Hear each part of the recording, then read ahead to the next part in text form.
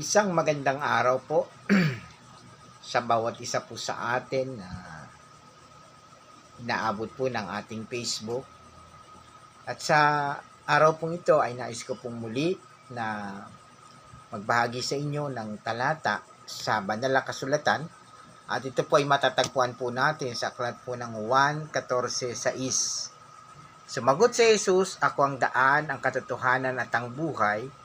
Walang makakapunta sa Ama kundi sa pamamagitan ko." Mga minamahal kong kapatid at kaibigan, kumusta na po tayo? Sa mga oras pong ito ay nagpapasalamat po tayo sa Panginoon sa kabila po ng iba't ibang mga nangyayari sa atin, lalong-lalo na po sa ating bansa, ay nananatili pa rin po tayo na may pananampalataya sa ating Panginoong Diyos. Katulad nga po ng aking binasa sa oras na ito, ang talata po sa aklat po ng Bagong Tipan, ang aklat po ng 1, Kabanata 14, ang talata ay 6 po.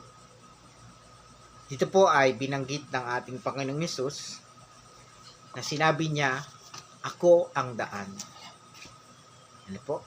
So makikita po natin dito na wala pong ibang daan para tayo ay makapunta sa Ama kung hindi sa pamamagitan ng ating Panginoong Hesus. Ano po? So ito po ay ang turo po sa atin na mababasa po natin sa banal na kasulatan, ang Biblia, na nagtuturo po sa atin ng tanging si Jesus lamang po ang daan upang makapunta po tayo sa Ama, makapiling na natin ng Diyos, makapunta po tayo doon sa kalangitan. Wala pong ibang daan na makapaghahatid po sa atin doon kung hindi ang Panginoong Hesus lamang po. So napakaliwanag po ng sinabi ng ating Panginoong Hesus na siya lamang ang daan. Ano po? At siya lamang din yung katotohanan at siya lamang yung buhay. Ano po?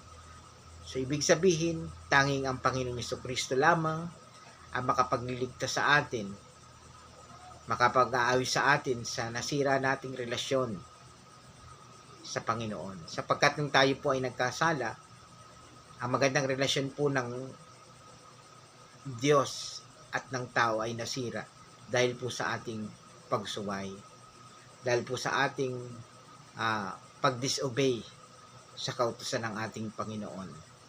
So kung kaya po tayo ay napalayo, lahat po tayo ay nagkasala, sapagkat iyon po ay consequence ng pagkakasala po natin. Pero sa kagandahang loob ng Diyos, sa kanyang biyaya, pinagkaloob niya ang ating Panginoong Hesus na siyang namatay doon sa krus, na siyang nagbayad ng ating mga kasalanan, at siya ang kaparaanan ng Diyos para maligtas tayo sa ating mga kasalanan. Kaya nga po ang wika dito ng Panginoong Hesus, siya ang daan. Ang daan sa kalangitan, ang daan para makapunta tayo sa Ama. Wala pong ibang daan ang itinuturo ng banal na kasulatan kung hindi ang Panginoong Hesukristo lamang.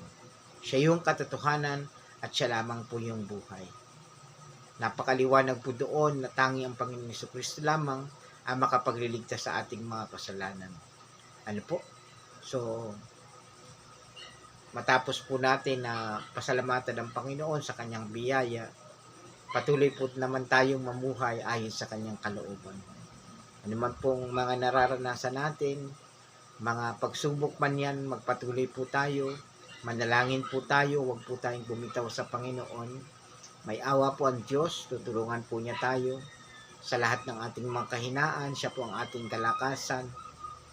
Ano man po yung ating mga ipinapanalangin, maghintay po tayo na dinggin ito ng ating Panginoon. Huwag po tayong manghinawa, huwag po tayong mapagod sa panalangin, at huwag po tayong mawawala ng pagtitiwala sa ating Diyos. Yun lamang po. Maraming salamat po.